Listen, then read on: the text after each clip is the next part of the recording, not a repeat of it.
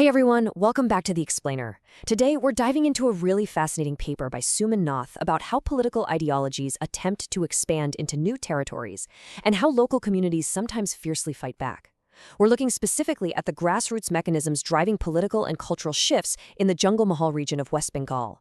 It is basically a masterclass in understanding how macro-level national politics are actually waged, won, or resisted on a village-by-village basis. Here's our quick roadmap for today. 1. The shifting political landscape. 2. Grassroots mechanisms of expansion. 3. The temple building playbook. 4. Tribal resistance in Duryakata. And 5. Harisabhas and cultural blending. All right, let's jump right into part 1, the shifting political landscape. To really get why this matters, we have to look at this absolutely massive jump in the BJP's vote share in West Bengal. It skyrocketed from just 10.3% back in 2016 to a whopping 38.13% in the 2021 state elections. I mean, a 28-point swing? That is astronomical in established electoral politics. It shows a fundamental transformation in the state's dynamics. But here's the thing. Shifts like this don't just happen because of some flashy TV ads or national speeches. To actually understand what's driving these numbers, especially in tribal majority areas, we've got to look past the high-level data and get right down to the grassroots. Take a look at this. You can see how the expanding party, those are the light gray bars, is closely matching, and in some spots, completely overtaking the traditional ruling parties in local village panchayats like Susunia, Lakmanpur, and Hora. This right here is intense, block-by-block electoral competition. Those huge national shifts we just talked about, they're built entirely on these hyper-local victories. But the core question of this whole ethnographic study is, what exact cultural mechanisms and daily practices are actually producing these staggering numbers on the ground? So let's get into that with part 2, grassroots mechanisms of expansion.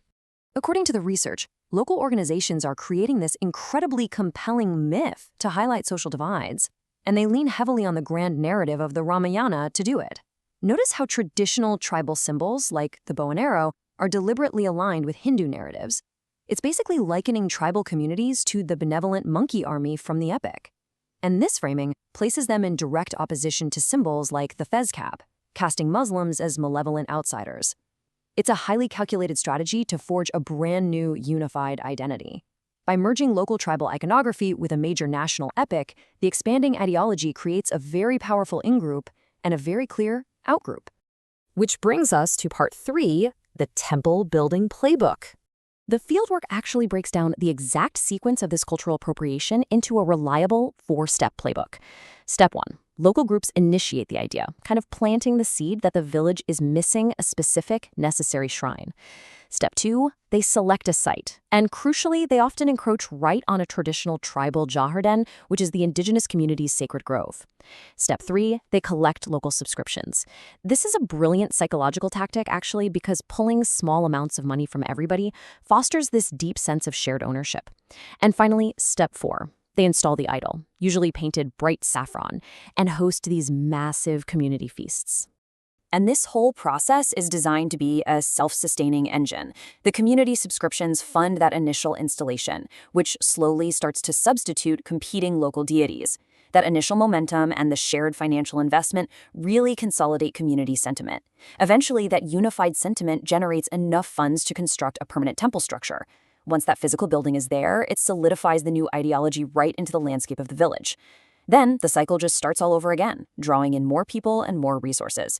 It systematically turns temporary cultural interventions into permanent physical realities.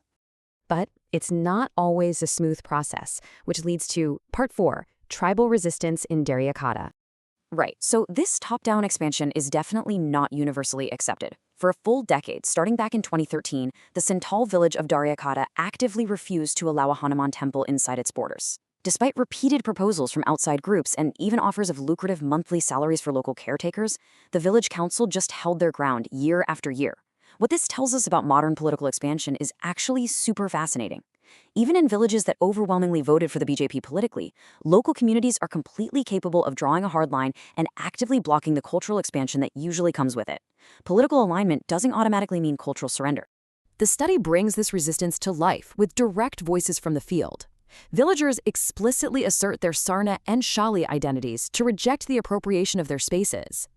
Now, it's really important to understand that Sarna and Shali are distinct indigenous religious traditions, completely separate from Hinduism. By loudly claiming this identity, they are fiercely protecting their Jahar-Dan, their traditional sacred grove.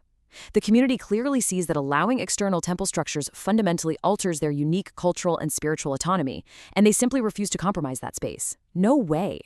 So why did they succeed where others failed? Well, field conversations revealed a critical demographic insight. Resistance is significantly stronger and much more unified in completely homogeneous Adivasi or tribal villages. In this field exchange, a local health worker points out to a villager that their successful decade-long resistance is only possible because they are a unified tribal community. In neighboring multicast villages, the community fractures much more easily along existing fault lines, and that allows that four-step temple playbook to slip right in and succeed. Turns out, unity is the absolute strongest shield against assimilation. Finally, let's look at Part 5, Harasabas and Cultural Blending. Because things are rarely just black and white, right?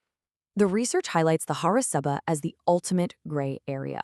A Harasaba is this porous quasi-temple community space where various caste, tribal, and political groups intersect. These are open, communal areas usually built right at busy village crossroads. Since they rely on communal feasts and shared subscriptions from absolutely everyone, from Hindus to scheduled tribes to local political organizations, they become natural, uncontested avenues for cultural blending. They allow for integration without the immediate friction and pushback that a brand new, ideologically specific temple might trigger.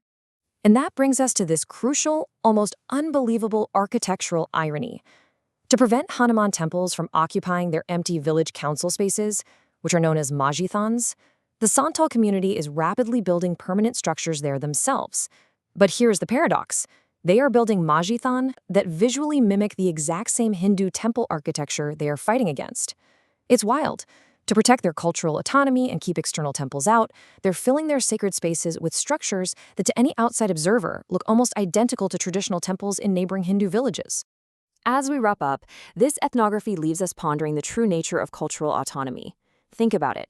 If a community has to build a structure that looks exactly like a temple in order to successfully resist temple politics, has the dominant ideology actually been defeated, or has it simply transformed? It's a really profound look at how deeply intertwined culture, politics, and local identities truly are in the Junglemahal region. Thanks for joining this explainer. See you next time.